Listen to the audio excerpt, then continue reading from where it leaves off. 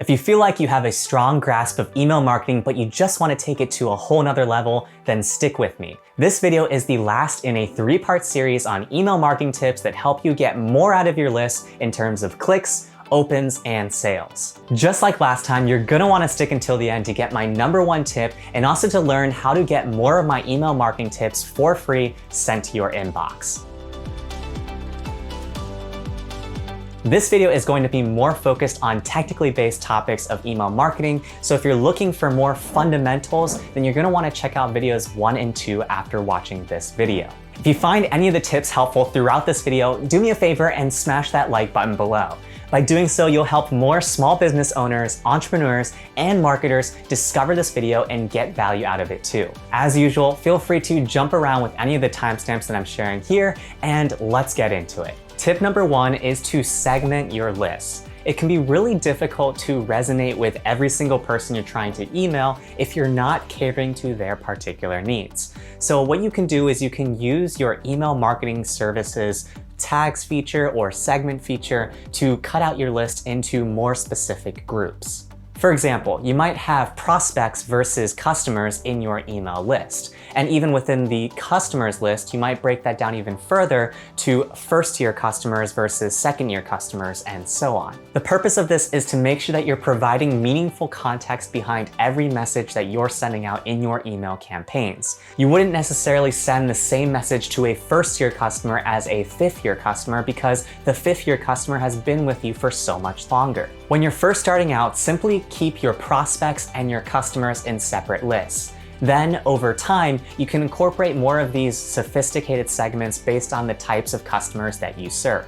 A word of warning here though, don't overcomplicate this process. You don't need to necessarily make 10 different lists out of your one list when really 2 or 3 lists would be fine. Tip number 2 is to audit your lists. Whether you've had your list for just 1 year or 5 years, it can get really easy to get an unwieldy list. And that leads to 2 potential outcomes. Either your list is no longer engaging with you, or it's not getting you the results that you want. The problem with either of these issues is that it leads to you creating a negative feedback loop for yourself. If you're creating a ton of email campaigns and trying really hard to engage your list, but they're not engaging with you, then you're gonna be a little bit less motivated to write your next email campaign to your audience. This decrease in motivation will make it harder for you to create the content that your audience deserves. And as a result, more and more people are going to be unsubscribing. To combat this, I recommend sending this email once or twice in a year. Hey, just checking in. I noticed you haven't been engaging with some of the content that I've been sending you, so I just wanted to make sure that you still want to be on this list.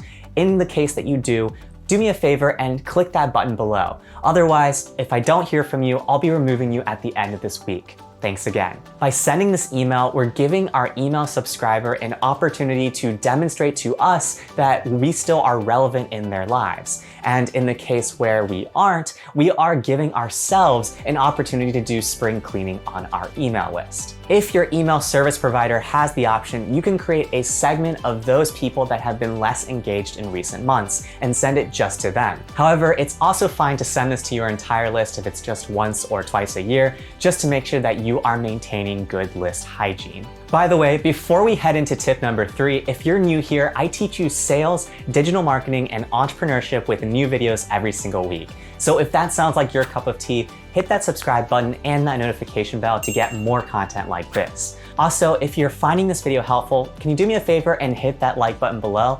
By doing so, you'll help more people find this video and improve their email marketing.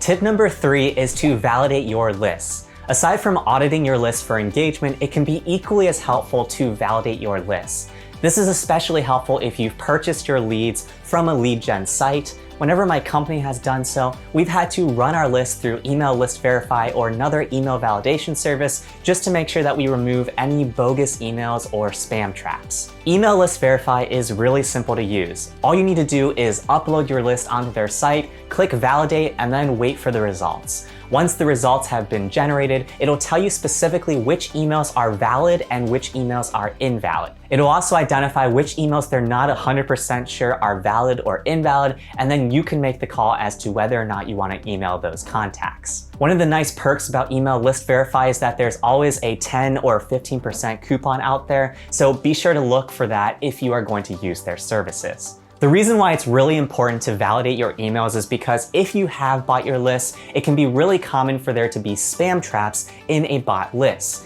And what those are is essentially if you are emailing these spam traps, it'll potentially impact the deliverability of your future campaigns because of the fact that you've triggered this spam trap. From the other side of things, email service providers are trying to identify who are malicious senders. And so by making sure that we're not delivering to these spam traps, we will preserve the deliverability of our email domain. I'll leave a link to check out Email List Verify in the video description below. By using that link, you'll also be able to support the channel. In my use case, we would use Email List Verify at least once every single year with our entire list. And the reason why is because in our industry, it's really common for there to be 15 to 20% turnover year over year in the people that we're emailing. Tip number 4 is to make sure that you are A/B testing your email campaigns. This is most easily done with email service providers like MailChimp, but pretty much what it is it's where you're going to send 2 different versions of your email campaign to 2 different segments of your audience. So this relates back to tip number 1 in that it'll make sure that you are identifying which of the 2 versions of your email will be more effective with your audience. By A/B testing, we're going to be able to better identify which subject tests resonate with our audience more, as well as which call to actions or body copy is going to be more effective. Sometimes you'd be surprised. For example, I've sent a campaign before with the subject line of back to school resources for organization name, and I thought that this personalization would be great for engagement. However, when I compared it to a second version that used the subject line back to school resources for you, that subject line ended up performing way better. My main recommendation here is to make sure that you are only changing one variable in every A/B test. By doing so, you'll make sure that you're not introducing some potentially confounding variables into your campaign. I want to hear from you. Tell me in the comments below if you're already A/B testing your email campaigns, and if not, if you're planning to do so. Tip number 5 is to make sure that you are always answering ANA. This is an acronym that I came up with for my team to teach them some email marketing principles, and it stands for this: audience, needs, and ask. Audience is all about who am I writing for and what do they care about. Needs is all about making sure that you are meeting a particular and specific need of our audience. And ask is all about what is our ask and is it clear. The way I teach this to my team is to ask them to create a 1-sentence summary of their email campaign that addresses these 3 points. If they weren't able to answer every single component of it, then they have to go back to the drawing board to rework their campaign. The reason why I consider this my number 1 advanced email marketing tip is because it's so simple in theory and yet difficult in practice. Even after sending hundreds of email marketing campaigns, I still fall prone to struggling sometimes to connect all 3 core principles together. So try to incorporate as much ANA as possible. ANA is the key to effective email marketing, and it really encapsulates a ton of the tips that I've gone over in this email marketing series. There are 2 big takeaways from today's video. Just like you brush your teeth twice a day, at least I hope so, you want to make sure that you're practicing good list hygiene. Make sure that you're validating your list and auditing your list on a regular basis. This way, you won't negatively impact the email deliverability of your domain, and you'll actually make it to the inbox of your subscribers. The second big takeaway is to remember the acronym ANA. Always be able to answer who your audience is, what their need is, and what your ask is in the campaign. By doing so, you'll make sure that all of your email marketing campaigns have a clear purpose and benefit to the reader. Now it's your turn. Tell me in the comments below, what is your favorite email marketing secret? I'd love to hear from you, and I'm sure others would as well, and I try to read and respond to every single comment that I receive. If you like this video, you'll love my email marketing jumpstart kit. In it, I provide a ton more email marketing tips and tricks for free, so be sure to get that in the link in the video description below. Also, if you learned something new in this video, I'd greatly appreciate if you take a second and hit that like button below. By doing so, you'll help more email marketers, small business owners, and entrepreneurs discover this video and get value out of it too.